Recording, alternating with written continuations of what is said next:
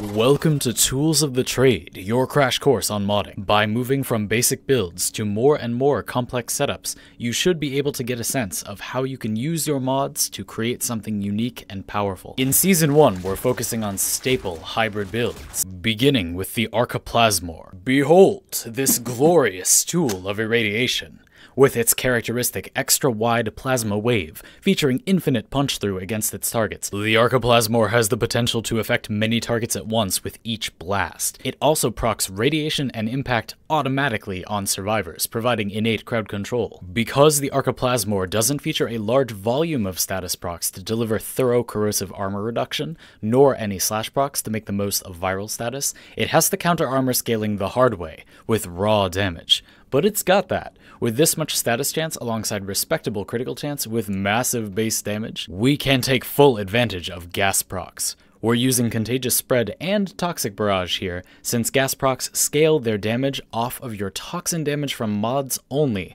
rather than your total gas damage values. Blaze completes our gas elemental combo while providing a large boost to overall damage. You could use Scattering Inferno instead for more status chance and a greater percentage of gas damage compared to radiation, leading to higher gas proc consistency, but the raw damage increase from Blaze's base damage component is pretty large, and you'll see that our gas output is already very consistent, so I don't think it's a good trade-off to lose lots of overall damage for a little more status consistency. To bring it all together, we can make effortless use of laser sight, since the Arca Plasmor connects with heads very easily. You want to aim slightly above your targets. The Arca Plasmor uniquely lacks a damage multiplier on heads, but still triggers associated effects, and laser sight gives more critical chance than Blunderbuss. This is your standard hybrid build with an additional elemental mod to finish it off, but a lot of different factors come together to make this build as effective as it is against high-level armored targets. As you'll see, you don't down heavy targets like these very easily at first, but since gas procs trigger a toxin damage over time effect,